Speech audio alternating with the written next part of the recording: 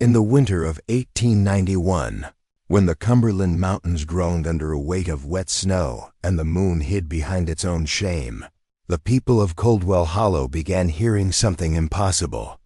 At first it was no more than a faint hum, soft, quivering, drifting over the Elk River like steam rising off a kettle.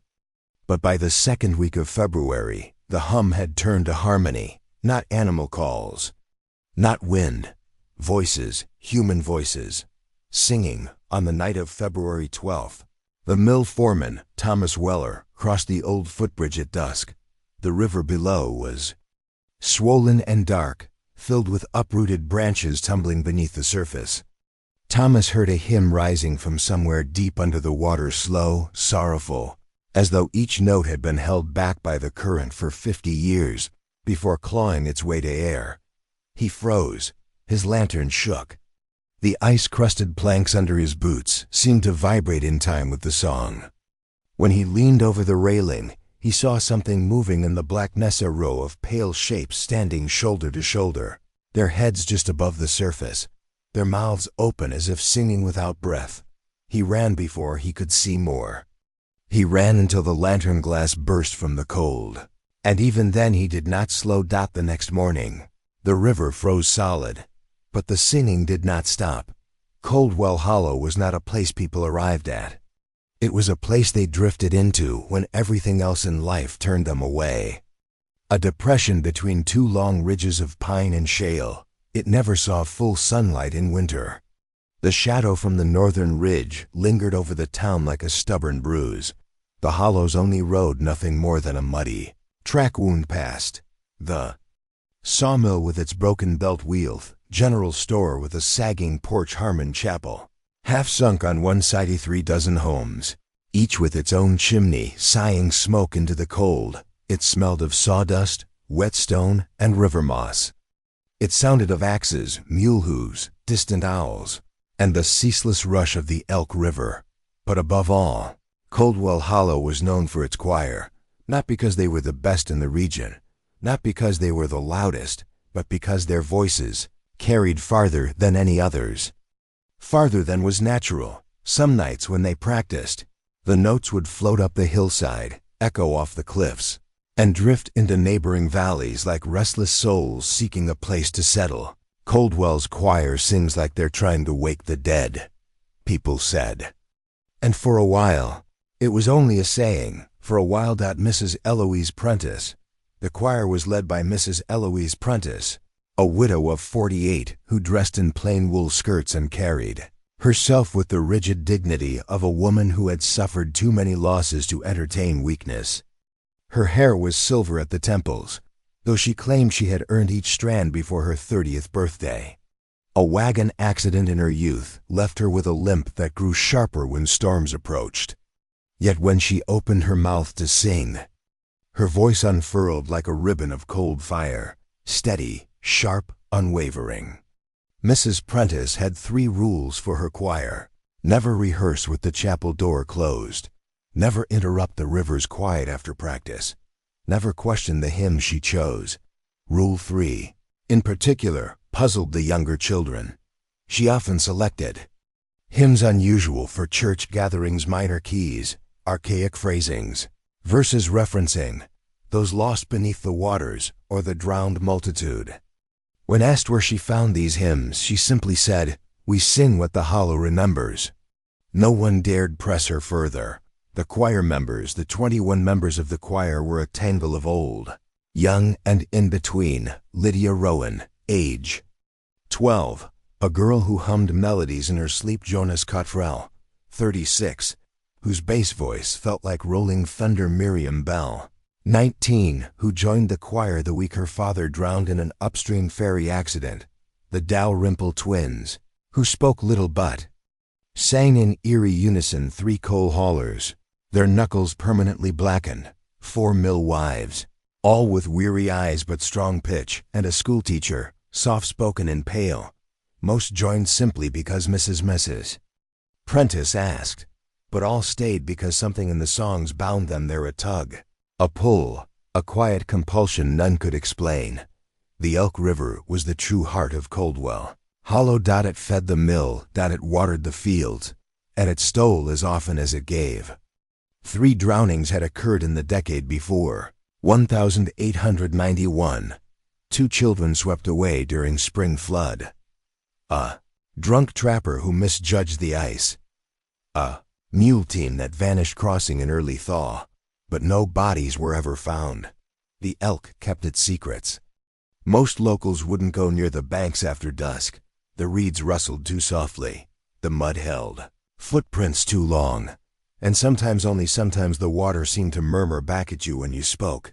Still, it was not until the winter storm of 1891 that the Elk River revealed what it truly carried beneath.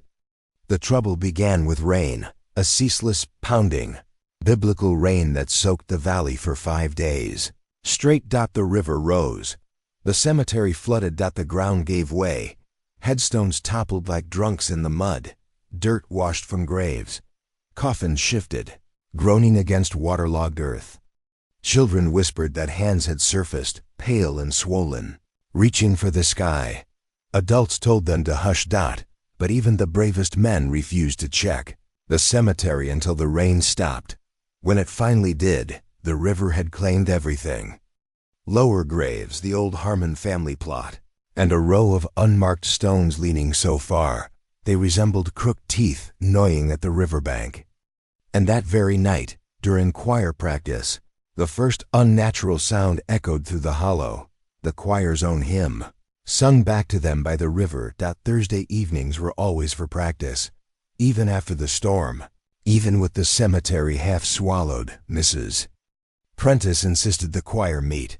Inside Harmon Chapel, candles flickered in drafty corners, snowmelt dripped rhythmically. From the sagging roof. The choir stood in 3 neat rows. They began with, "Abide with me." No unusual verses. No minor keys. But halfway through the second stanza, Mrs. Prentice raised her hand sharply. "Hush." A silence rolled through the chapel. At first, there was nothing but wind and the low groan of river ice shifting in the current.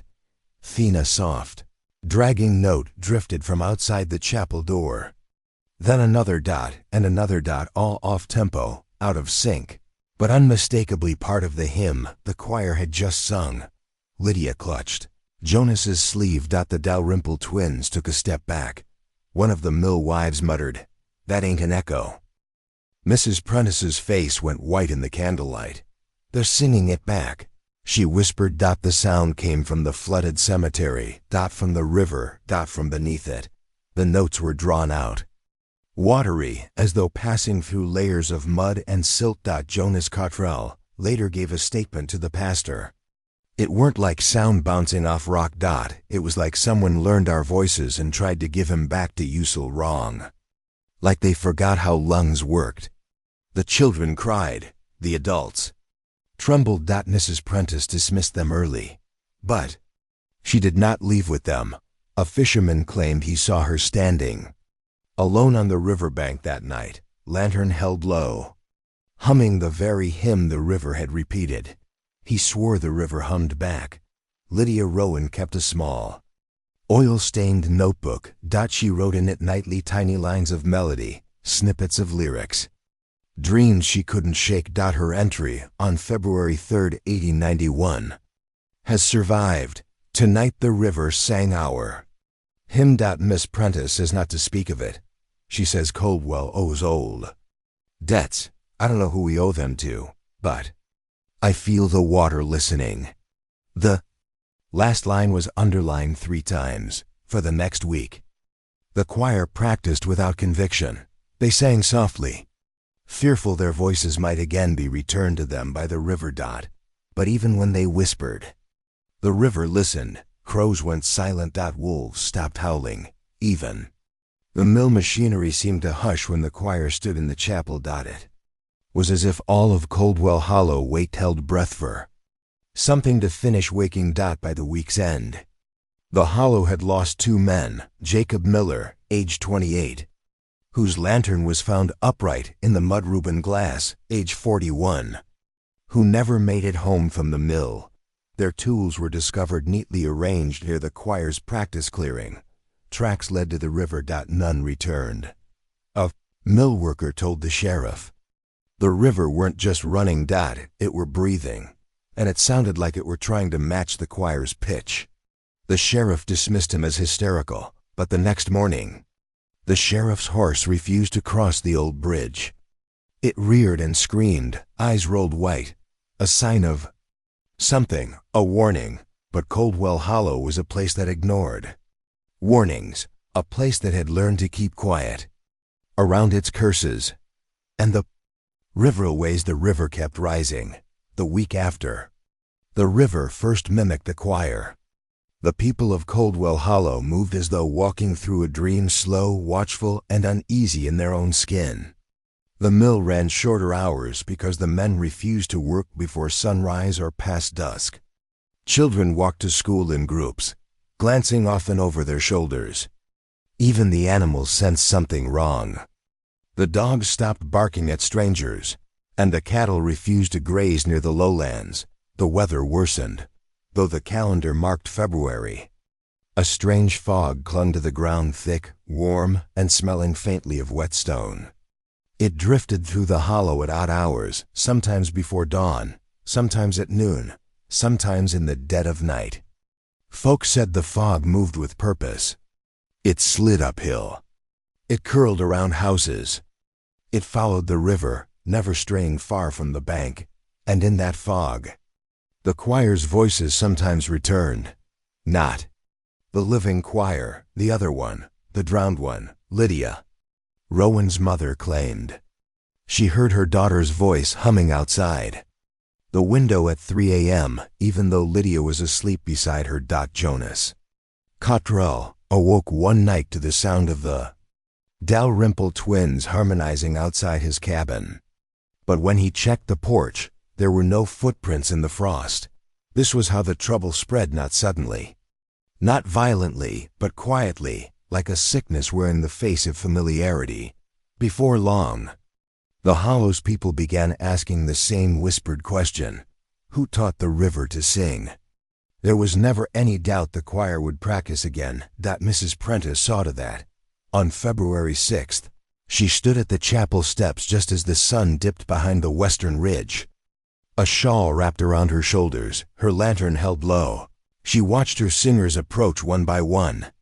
"Inside, children," she murmured. "Winter's no time to fear your own echoes." If her hands trembled, no one saw.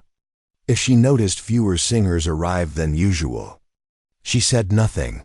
Conditions inside the chapel felt wrong from the moment they entered. The air was thick, humid. Like the inside of a washroom. The wooden floorboards seemed damp beneath their boots. A film of moisture clung to the walls, glistening like sweat. Even the organ pipes dripped with condensation. Jonas touched the pulpit. "Rail, it's warm," he whispered. "Inside a church in February." Mrs. Prentice ignored him. She tapped her baton lightly against the lectern, the sound echoing too loudly, as if the chapel were larger inside than out. "We shall begin," she said. The hymn choice, she chose a song none of them had seen before. The sheet music was old, the edges browned, the ink faded. Across the top, written in a spidery hand, "The Calling of the Deep."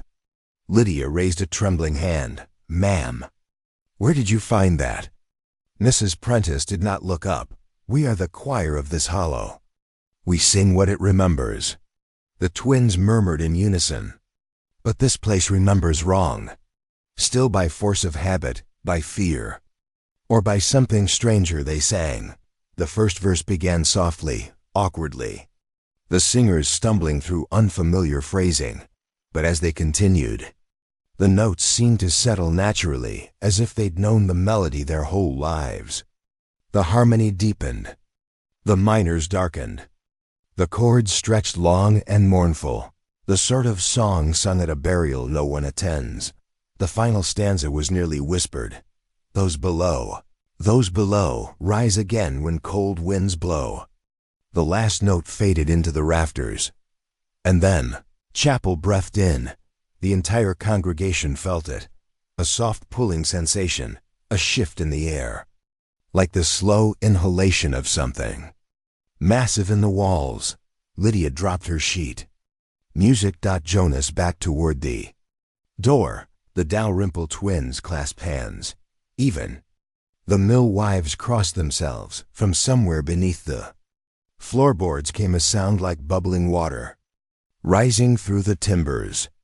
A faint gurgling, as though the church's foundations were soaked deep in river mud. The hearth, unlit the entire evening, suddenly hissed and a thin coil of steam rose from between the stones. Someone opened a ground spring. Jonas said, "No," whispered Mrs. Prentice. Her voice was soft. "Reverend, they're answering." She turned toward the door. "Listen." The sound began as a drone low, shuddering, almost too deep to hear. The windows rattled. The lantern flames flickered sideways as if pulled toward the river. Then a chord rose. Then another. Voices layered, swelling like a tide. The drowned choir was singing again, not an echo, not a memory, a performance. The chapel door trembled on its hinges. Frost crept across the window glass as though a hand were tracing the patterns from the outside. The drowned voices grew stronger, clearer, harmonizing with the hymn they had just learned from the living choir. Their notes wavered, wet and muffled, as if shaped by throats filled with river water. Jonas whispered, "That ain't our song no more." Lydia clung to him, trembling. I can hear their teeth clicking." Someone screamed. Someone else fainted. Mrs. Prentice did not move. Her eyes were wide, shining with a terrible resolve. "It has begun," she said. Then she added so quietly only those nearest heard, "They have waited so long." The next morning, the Elk River flooded again, but this time, the water was different. It moved in pulses. It rose and fell in slow intervals, as if keeping time with an unheard rhythm. The surface rippled in unnatural patterns, forming shapes, broad arcs, narrow spirals like the breath of something pacing beneath. Livestock refused to drink from the river, howled when taken near it, and a fisherman named Elbert Niles claimed he saw bubbles rising in perfect circles from one spot near the bend, a place locals insisted had once been part of the old cemetery before the river shifted decades ago. Elbert said he heard singing when he put his ear to the water. Soft, distant, but unmistakable. When he told the others, they spat and walked away. That afternoon, Elbert went missing. His boat was found drifting against the far bank. His hat was hanging neatly on the oarlock. There were no footprints leading into the woods. No signs of struggle, only a single wet handprint on the boat seat, larger than any man's. Pastor Wilkes was the one person in the hollow who feared the river more than any other. He rarely went near it, refused to bless baptisms there, and kept the chapel's back door bolted even in summer. But after the second choir practice, he decided to search the church archives. He remembered hearing rumors, old stories, whispered by the elderly, about something terrible that had happened in the 1840s, something involving the original choir, something the church had hidden. By lantern light, he sifted through boxes of brittle documents, forgotten letters, and water-damaged hymn books. Hours passed. Dust coated his sleeves, rat droppings scattered across the floor. Then, behind the organ, wedged into a crack in the wallboard, he found them, the lost papers of Reverend Caleb Harmon. Water-stained. Edges curled, ink blurred in places as if the words had tried to drown. The pastor read them, and went white as a bone. Reverend Harmon's first entry: "The river takes its own. We buried no coffins. The water wanted them. It learned their voices." Another fragment, 13. "Souls lost to the procession. The hymn did not drown with them. It lives in the waters still." Final entry: "If ever the choir sings the calling again, the river will open its throat." Pastor Wilkes did not sleep that night. nor did he speak of what he read. But the townsfolk noticed he boarded the chapel windows the following morning. Some said he wept while hammering the nails. By mid-February, the choir members grew different. Lydia started humming in her sleep songs she had never learned. Her mother claimed her breath bubbled sometimes, as though she were exhaling water. Jonas's voice changed, deepening unnaturally, vibrating like something resonating behind his bones. Miriam Bell had dreams of standing waist-deep in the river while hands circled her ankles. The Dalrymple twins spoke less and less but sang more, their voices slipping into harmonies too perfect to be human. Mrs. Prentice watched these changes with quiet acceptance, as if expecting them. When Jonas confronted her, demanding to know what was happening, she answered with a single sentence, "Coldwell Hollow pays its debts."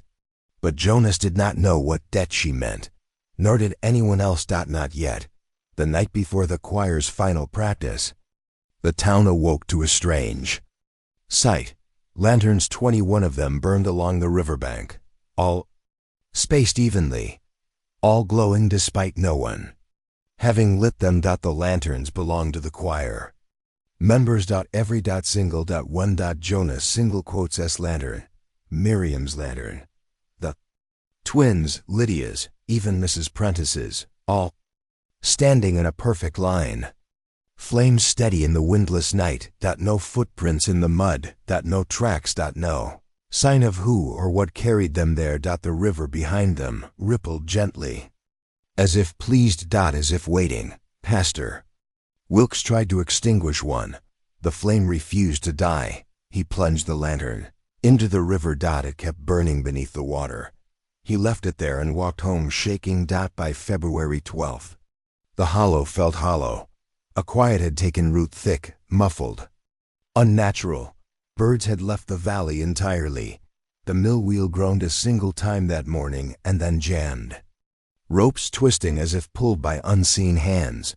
The fog no longer drifted. It hovered, motionless along the ground, clinging to boots, hems, and the steps of Harmon Chapel. The choir walked to practice one by one, drawn not by duty, not by choice, but by something older. Jonas described it later on a torn scrap of paper found nailed into a tree near the riverbank. It's like a string tied around the ribs, not pull in. Hummin', a tune I can't stop hearin', even when all is quiet. Inside the chapel, Mrs. Prentice waited with hands folded neatly on the pulpit. Her shawl was damp, dripping. Nobody asked why. Something wrong in the air.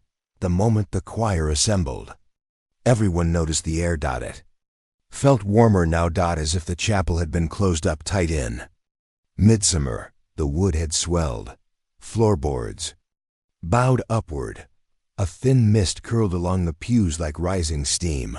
Lydia's breath came out not as fog, but as vapor. The kind that rises from a kettle. "Why's it so hot?" Miriam Bell whispered. Mrs. Prentice replied, "The river is rising, and rising things bring heat." Pastor Wilkes did not come to the chapel that night. He was in the attic of his residence, candle lit, sleeves rolled, pages scattered like fallen leaves. The papers of Reverend Caleb Harmon haunted him, but they felt incomplete. Something was missing, something obvious, and he found it. Behind a warped beam, tucked in a split in the wood, lay a narrow, leather-bound journal. Small, unlabeled, locked shut. The lock was rusted, but when he touched it, it fell open like old bone. Cracking. Inside were hand-scrawled entries, dates, 1842 to 1843. Final months before the calamity. Reverend Harmon's true journal. The one he never meant for anyone to read. The calamity of 1843.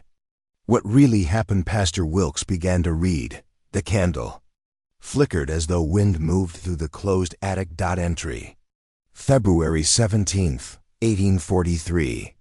Choir grows strange. Their voices ring too pure.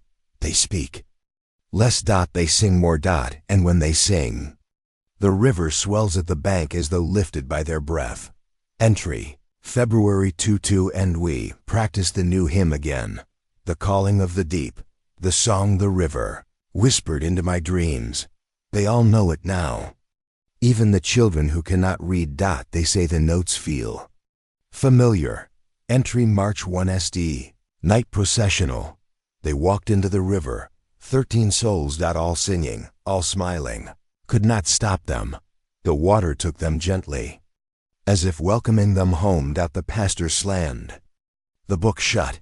His breath came in sharp bursts. He whispered a prayer he barely remembered, but something compelled him to open the journal. Again. There were more entries, darker ones. Final entry. March 9, 1843. The ink was smeared, as if the page had been wet when written. I was not minister. I was invitation. The river needed a voice. I taught the hymn. I taught them all, and the water claimed them because they answered its call. Below this was a second paragraph scratched in violently, ink gouging the page. It is never done. It will rise again when the Hollow's choir grows strong, when their harmony reaches the river's heart, and when their voices match those drowned long ago. It will reclaim its own. The pastor dropped the journal. It struck the floor with a sharp thud. Outside, from somewhere down the hollow, came the sound he feared most, the choir beginning their hymn, calling of the deep. Again. His candle went out. Back at the chapel, Mrs. Prentice raised her baton. Tonight, she said, our hollow is made whole. She did not speak in her usual voice. Her tone was smoother, now warm, melodic, as if she were repeating something whispered to her moments before. The choir begins. The first note shook the pews. The second rattled the windows. By the fourth, the floorboards vibrated like a drumhead. Voices rose, blending into a single sound, lush, deep, layered with impossible undertones. The hymn rolled out of their chests. Those below, rise again when cold winds blow. As they sang, water gathered on the ceiling beds, forming from nothing, rolling downward, falling like slow tears. Lantern flames burned blue. The walls groaned with pressure. Some accounts say the chapel bent outward slightly, as if expanding from within. Something watches through the floorboards. Then came the sound, bubbling. Gurgling. Shifting. As if something large moved beneath the structure. Lydia grabbed Jonas's sleeve, eyes wide. Something's down there, she rasped. Jonas nodded once. Something listening. The Dalrymple twins smiled. Their teeth gleamed too bright. During the final verse, the river sang again, but this time, the drowned choir did not mimic. They led. Their voices rose from the water outside in a harmony colder than the February wind. Low. Resonant. Thick with silt and age. The river voices dragged the living choir upward into a higher pitch, twisting the final notes into something mournful and alien. A millwife collapsed. Another clutched her throat. Lydia swayed on her feet as if pulled by strings. Mrs. Prentice conducted with frightening vigor, her eyes shining like two coins dropped in deep water. Stronger, she commanded. Lift them from the river. Jonas shouted, Who are we liftin'? Mrs. Prentice leaned close enough for him to see the moisture gathering at the corners of her mouth. Those the river keeps. The chapel doors flew open with such force they nearly tore from their hinges. Pastor Wilkes stumbled across the threshold, soaked in sweat though the night was cold. Stop singing, he cried. Stop, all of you. The river's calling you down. Don't you understand? The water, he choked on the words. The choir had stopped singing. But not because of him. They stopped because the river kept singing without them. The drowned voices rose from outside, forming the shape of the hymn by themselves. 21 voices, the exact number of choir members present. Jonas's hands shook. That's our sound. Miriam Bell whispered. I hear myself. Then the pastor saw them. Water pooling beneath the pews, a thin layer. Spreading across the floor, not. Flooding. Climbing. As if pulled upward by the voices. Outside. The pastor pointed at her. You knew, he rasped. You knew this was coming. Mrs. Prentice did not deny it. She turned to the choir, shawl dripping steadily onto the boards. My husband drowned in this river, she said, 30 years ago. The current took him. But his voice never left. It sings to me still. Her eyes glistened, not with tears, with water. And when the river asked for a choir to match those lost, I answered. She stepped toward the pastor. Every hollow has a cost. Ours is song. Then the transformation began, one by one, the choir members. Throats tightened, their eyes unfocused, their breathing evened into a slow, unnatural rhythm. Their voices hummed not from their mouths, no, but from their chests, vibrating with something deep and wet and ancient. The pastor backed away. Dear God, he whispered. Reverend Harmon said this would happen again. You're repeating it. You're repeating everything. Mrs. Prentice smiled. No, we're completing it. A sudden shudder ran through the chapel. The floorboards buckled. Boards cracked upward as though something beneath pressed its face against the wood. The drowned choir outside crescendoed, voices swelling into a mournful cry. The living choir moved toward the door. Slow at first. Then in a steady procession like sleepwalkers. Like somnambulate saints. The pastor grabbed Lydia's arm. No. Stay with me. But Lydia's eyes were fixed on the river. It's singing my name, she whispered. And she broke free. The entire choir marched out into the night exactly as the 13 had done in 1843, each step in time, each head tilted as if listening to instructions whispered. Beneath the snow. The lanterns along the riverbank reignited, owned by one fierce flames, tall and steady. The fog rolled back like a curtain being drawn open. The river glistened black as a mouth. From its depths, the drowned choir sang, Come home, the waters remember. Jonas stepped into the current first. Cold water rose to his knees. He did not shiver. The Dalrymple twins followed. Miriam Bell, the millwives, the schoolteacher, Lydia, walked last among them, eyes soft, serene, as though returning to a place she had always belonged. Mrs. Prentice raised her lantern. This hollow forgets nothing, she said quietly. And the river surged upward, welcoming its choir. Choir's final walk from Harmon Chapel to the Elk River would later be called the Procession of 21. Though no one in Coldwell Hollow ever spoke the name aloud, it began quietly, without fanfare, without panic, just the soft crunch of snow under boots and the gentle rise of fog around their legs. The lanterns the river had lit earlier now burned at perfect intervals along the path. Their flames did not flicker. They stood unnaturally still, as if sealed in glass, even though a bitter wind swept down from the northern ridge. Pastor Wilkes followed at a distance, frozen with dread. His voice cracked with each plea. Lydia!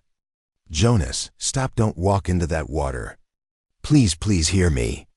But the choir moved like sleepwalkers, each footstep synchronized, each breath measured. Their eyes reflected the lantern glow. Blank and unblinking. Mrs. Prentice walked at the front, her posture rigid, her shawl dripping steadily. With each step, she murmured a line from the old hymn, Those below. Those below. The words drifted among the fog like drifting ash. The Elk River, once frozen solid, had begun to thaw near the bend, not gradually but in a perfect circle. Wide as the chapel itself, the ice around the perimeter remained thick and opaque, but the center churned like a cauldron. Steam rose. Bubbles surfaced in rhythmic pulses, as though something beneath was breathing. The water glowed faintly. Pale. Bluish. As though lit from below. Pastor Wilkes clutched the journal of Reverend Harmon in one hand. his knuckles white. Lord have mercy. He whispered dot because he realized a thawed section of river. The glowing circle, the rising steamer aligned. Exactly with the location of the old cemetery that had washed away decades ago. The drowned of 1843 were beneath this very spot, and they were waking. The singing was soft at first, a hum, almost pleasant, a lullaby carried by water dot. Then the voices sharpened, distinct shapes forming within the sound. A deep, dragging bass, a warped soprano that cracked like ice, a child's voice, thin and watery, another and another. 21 voices underwater dot as the living choir stood at the riverbank.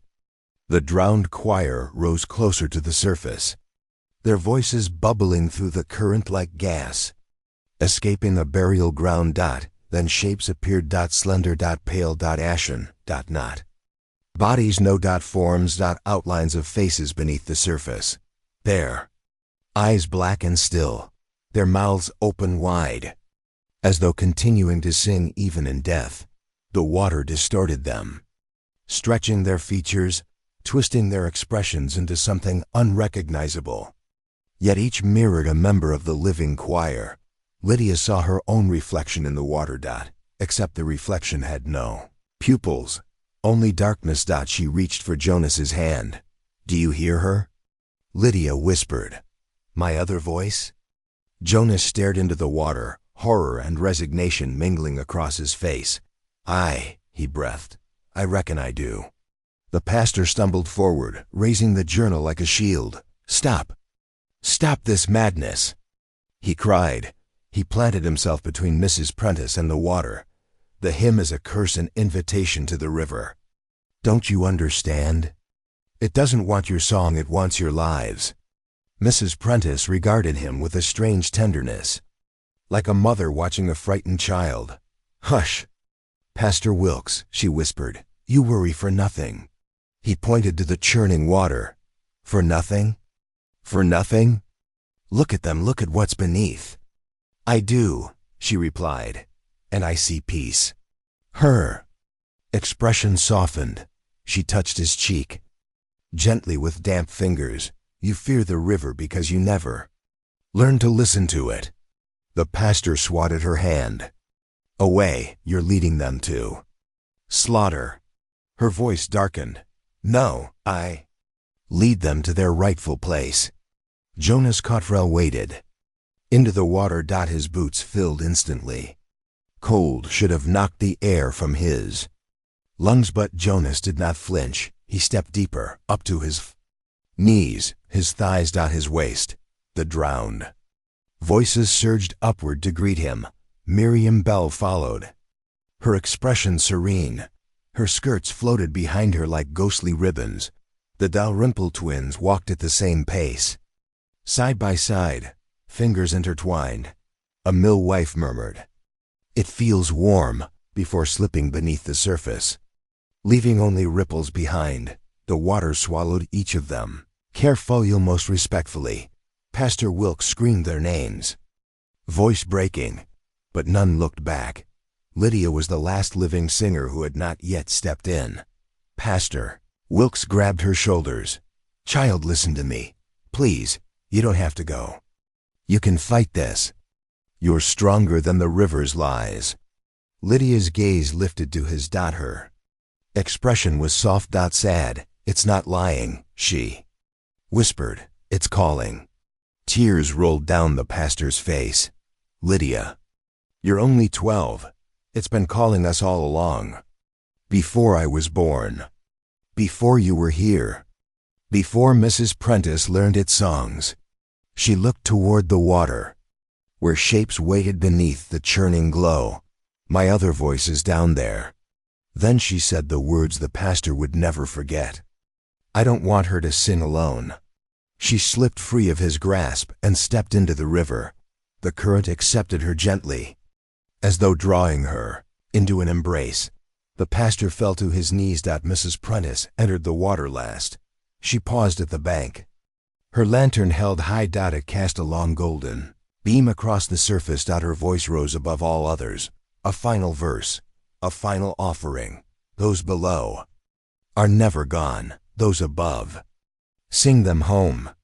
Her shawl slid from her shoulders and floated atop the water before sinking like a discarded shroud. She stepped forward until the river reached her chest. Her lantern flickered, then extinguished. And Mrs. Prentice disappeared beneath the surface. At the moment the last singer was claimed, the river changed. The churn stilled. The water darkened. The circle of thaw iced over in seconds, a perfect white disk. The drowned voices fell silent, cut off mid-harmony. And then the entire hollow heard a single low, resonant note hum through the valley, a sound so deep it shook the frosted branches, rattled windows, and sent a vibration through the earth. A closing note, a ceiling. Then nothing. Silence. Absolute, suffocating silence. Pastor Wilkes stayed on his knees for hours. Snow fell around him. Frost gathered in his hair. His hands, still clutching the journal, grew numb. He stared at the ice-covered river, hoping, praying that someone would break the surface. No one did. Thought of the 13 lost in 1843. Thought of the 21 now. Claimed the river had doubled its choir. And he knew why.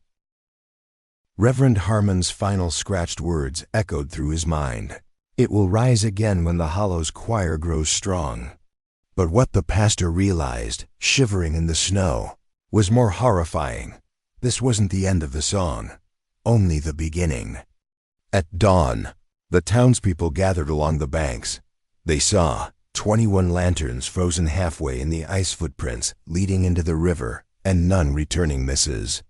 Prentice's shawl caught in a branch, perfect frozen circle where the river had swallowed them, but they did not hear any voices. Not yet. Grief settled over Coldwell Hollow, but not the ordinary kind. This grief carried understanding. Recognition. As though everyone had always known the river would someday come calling. Some cried, some cursed, some fell to their knees, but most simply watched the river in silence. Because silence was easier than believing what they truly feared, that the drowned choir was not gone. It was waiting. That night, just after midnight, the singing drifted through the hollow again. Not loud. Not mournful. Soft. Playful. Testing its new voices. 21 new voices, the exact ones the river had taken. Children woke crying. Dogs hid beneath porches. And the townsfolk closed their shutters and prayed. But prayer carried poorly in Coldwell Hollow, and the river had always listened better. Pastor Wilkes returned to Harmon Chapel the next morning. The building smelled of mildew and riverweed. Water stains crept up the walls like vines. On the pulpit rested something that had not been there the night before, a new hymn sheet, fresh ink, uncreased paper, still damp. The title read, "Return when the waters thaw." Below the title, written in unfamiliar hand, "For the choir of Coldwell Hollow, living and drowned." The pastor fell to his knees, not in prayer. In dread, because he finally understood the river was not finished. It was rehearsing. For 3 full days after the choir walked into the Elk River, Coldwell Hollow existed in a strange state between waking and death.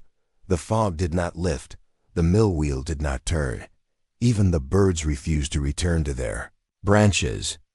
It was as though the valley itself had ceased to breathe. The townsfolk moved with a quiet dread. They spoke in low tones, if at all. Children were kept indoors. Doors were locked, windows latched, fires burned low. It was not fear of the river that held them silent. It was the memory of the last note of the note the drowned choir released when the water claimed them. A tone so deep that it still vibrated in the bones of anyone who heard it, echoing faintly in their chests for days afterward. A morning. A warning. A beginning. Pastor Wilkes, haunted and hollow-eyed, believed the only hope of saving the town rested in destroying the hymn books, the ledgers, the journals, every scrap of writing connected to the drowned choir. He worked feverishly, burned pages behind the chapel, smashed the old organ pipes. Tore sheet music into shreds, But something changed as he worked.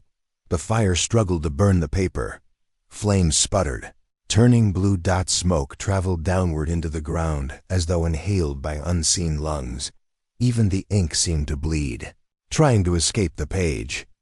The pastor threw an armful of waterlogged hymn sheets into the stove, but another stack appeared on the pews behind him. Fresh, wet, newly written. He froze. On each sheet was the same title, When the Cold Winds Blow Again. Then he heard humming behind him.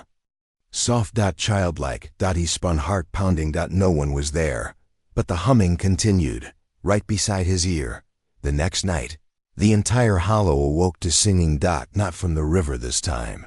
Not from the chapel. But from everywhere. The voices came from beneath floorboards. From root cellars. From the wells. From the hollows. Between walls. Hushed. Wet. As though water traveled through the wood and carried voices along with it. Sometimes only one voice sang. Sometimes all 20-1. The drowned choir's entire range drifted through Coldwell Hollow like a mist of sound. Families huddled together as the voices passed under their homes. Men wrapped blankets around trembling children. Mothers pressed hands to ears. Still the singing seeped through. The river had taken the choirbet. The river had not kept them. It had spread them. On the 5th night after the drowning, someone knocked on the Coldwell cabin door. Slow, rhythmic knocks. 3. Pause.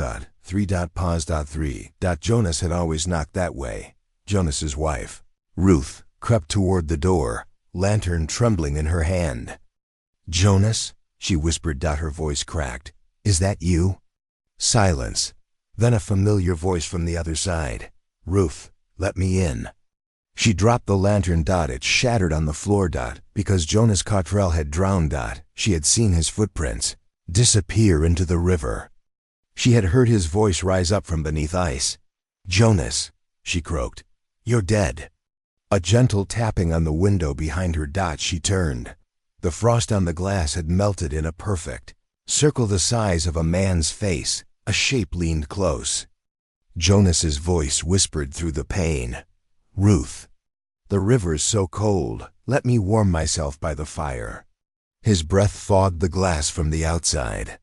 But the mark it left slowly dripped downward like water, not breath. Ruth collapsed screaming. By the time neighbors arrived, the frost circle had frozen again perfectly smooth, and Jonas's voice echoed faintly from the woods behind the cabin, singing the old hymn in a gurgling baritone. 2 nights later, the Dalrymple twins returned. They walked through the fog together, just as they always had in life, except now their silhouettes rippled as though underwater. Their mother heard them whispering outside the barn. "Ma, we're hungry. Ma, the river's lonely. Ma, it's warmer now." She refused to go outside. The next morning, she found wet footprints leading halfway across the barn floor, then stopping abruptly. No sign of entry. No sign of exit. Just wet prints. Side by side. As if 2 children stood there, waiting patiently for her to answer them. After the drownings, the people of Coldwell Hollow began losing track of hours. They would wake at dusk with no memory of the day. Candles burned down to stubs. Though no one had lit them, chairs moved. Doors cracked open. Fresh mud prints appeared on floorboards, always tracking inward, never outward. One woman found her husband standing barefoot at the river's edge in the dead of night, eyes open, mouth slightly parted. He whispered, "They just want to sing with us." She dragged him away, treading through the freezing water to break his trance. But the next night, he was outside again, and the night after. By the 4th night, he didn't come back. His boots were found neatly placed on the bank, toes pointing toward the river, as if he'd stepped into the water willingly, just like the choir. What terrified the hollow most was not the singing the fog or the voices beneath the floorboards. It was the water. The Elk River began to behave in impossible ways. It rose uphill against gravity for a few moments each night. It pooled under homes without soaking the ground. It froze into shapes resembling faces. People heard knocking beneath the ice. Like hands tapping for release. Reflections no longer matched their owners' mirrored faces, smiled when their human counterparts did not. The river had become something alive. Not just alive, aware. And each night it sang louder. Pastor Wilkes gathered the town on the seventh night. He stood in the chapel, voice shaking, journal in hand. "There is no saving us," he said, "but there may be surviving." He told them the truth. The drowned choir of 1843 had never passed on. Their voices fused with the river. Their hymns altered the current. Their spirits grew stronger when their number multiplied. Coldwell Hollow had unknowingly fed the river's growing choir for half a century. And now, after claiming the new 21, river had enough voices to reach beyond its banks.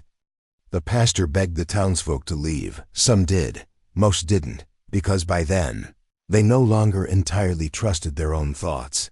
The river's songs had woven themselves into dreams, memories, and impulses. Coldwell Hollow belonged to the Elk River now. In early March, the ice broke. Not naturally, not over days. It shattered in a single momentum explosive crack that shook the entire valley. People rushed to the banks. The river churned violently, glowing from deep beneath. Voices rose with the steam. Children, women, men, all blending into an unearthly harmony. The drowned choir had returned in full voice, a terrible, beautiful eruption of sound that rolled across the hollow like a storm. Those who listened too long felt their bones vibrate as though their own voices wanted to join the river, and some did. A handful of townsfolk walked into the water that night, expressionless, arms slack at their sides. The river welcomed them. No splash, no scream, just absorption. The last written record from Coldwell Hollow was found weeks later, lodged in the roots of a fallen pine miles downstream. It was Pastor Wilkes's journal, his final entry. The river does not want the dead. It wants singers. The drowned do not sleep, they rehearse. And when the thaw comes each year, they walk the hollow, looking for new voices to join their song. He ended with a single chilling line. "I hear my name in their chorus now." No one ever found him. Coldwell Hollow emptied over the next decade. Those who stayed vanished. Mysterious leered voices calling their names from the well walked into. The river, one pioneer, went mad listening to the nightly hymns. By 1902, the last cabin stood abandoned. By 1910, the hollow was marked as unsuitable for settlement. By 1925, it vanished from most maps. But hunters who trek near the Elk River still swear they hear singing at dusk. Sometimes faint, sometimes strong. Always layered, always mournful, and some at a mess if they stand very stealthy can make out familiar words. Those below, rise again when cold winds blow. Some claim the singing rises louder each winter. Some say the river is waiting. And some swear that if you lean too close to the water, you'll see your reflection smile back even if you aren't smiling at all. Coldwell Hollow is gone, but the Elk River remains, and it remembers every voice it has taken, every winter. When the river swells, locals avoid the banks, because everyone in these parts knows the truth. The choir never drowned, they never left, and they are never done singing. If you listen long enough, you may hear them calling soft, patient, unending. Waiting for you to join the song.